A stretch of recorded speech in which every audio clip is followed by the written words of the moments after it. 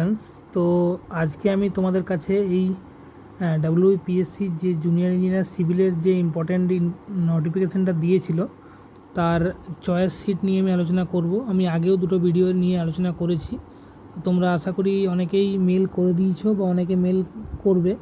তো আমি এই মেল করার আগে আমি তোমাদেরকে বলে রাখতে চাই, তোমাদের আশা করব তোমাদের প্রিভিয়াস ভিডিওগুলো থেকে তোমরা আইডিয়া নিয়ে তোমাদের কোনো রকম প্রবলেম হবে না। ফর্মটা ফিল আপ করতে কোথায় কীরকমভাবে করতে হবে আমি সমস্ত ডিটেলস তোমাদেরকে বলে দিয়েছিলাম, তো তোমরা সেগুলো কন্টিনিউ মেনটেন করবে। এবার আমি তোমাদেরকে বলি যে চয়েস সিটের ফিল আপটা কীরকম করে তোমরা করবে। তো দেখো, চয়েস সিটের ফিল আপটা কিন্তু আমার মনে হয় বিভিন্নভাবে হতে পারে। কেউ ডিপার্টমেন্টকে পছন্দ করতে পারে, কেউ তার নিয়ারেস্ট লোকেশনে মানে পাওয়ার জন্য চেষ্টা করতে পারে, সেভাবে চয়েস লিস্ট দিতে পারে। আবার কারো পছন্দ হতে পারে যে যেখানে চাকরির ওয়ার্কিং প্রেশারটা খুব কম সেই হিসাবে দিতে পারে। তো প্রত্যেকের হিসাবে যদি আলাদা আলাদা করে দেওয়া হয় তাহলে তাদের জন্য চয়েস লিস্টটা আলাদা আলাদা হবে।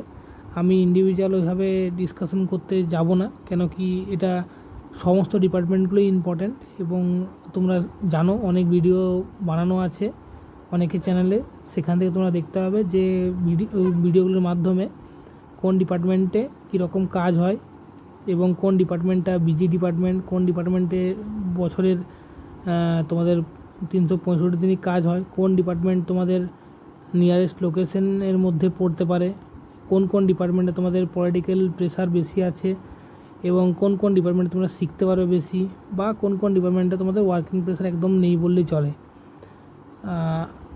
তো এই সমস্ত ভিডিও কিন্তু তোমরা প্রিভিয়াস অনেক ভিডিওর মাধ্যমে তোমরা পেয়ে যাবে অনেকের চ্যানেলের মাধ্যমে। তো আমি তোমাদেরকে এটুকু সাজেশন করব যে তোমাদের ডিপার্টমেন্ট পাওয়াটা যেমন তোমাদের ইম্পর্ট্যান্ট তেমন কিন্তু তোমাদের কন্টিনিউ পড়াশোনাটা চালিয়ে যাওয়াটাও ইম্পর্ট্যান্ট।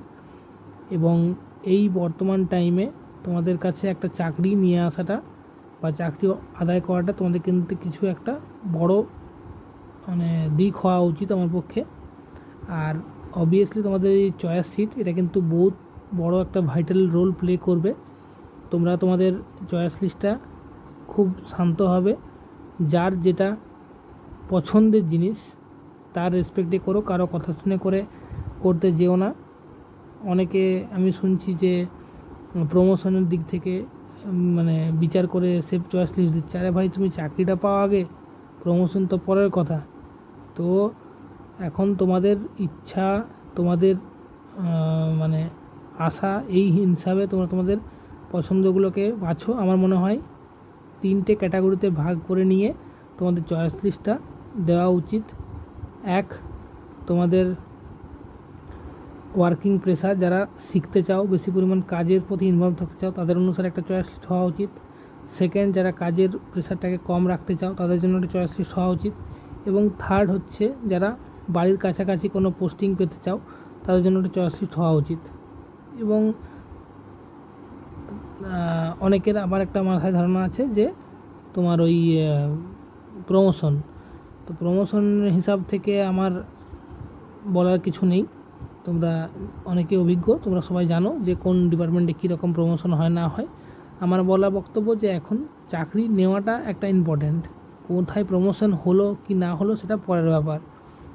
তো এই মোটামুটি তোমাদের আপডেট। আর তোমরা যদি এই চয়েস লিস্টের পর যাদের কোনো ডিপার্টমেন্ট পছন্দ হবে না তারা এখানে সেই সিরিয়াল নাম্বার দিয়ে সিগনেচার, নাম, রোল নাম্বার, ডেট দিয়ে তোমরা কিন্তু তোমরা এটা পাঠাবে। এবং এটা আশা করব তোমাদের ম্যাক্সিমাম ছেলেদেরই কিন্তু গ্যাজেটেড অফিসারকে দিয়ে সাইন করানো হয়ে গেছে এবং রাবার সিল ফিল সমস্ত লাগিয়ে তোমরা কিন্তু মোটামুটি রেডি করে নিয়েছো।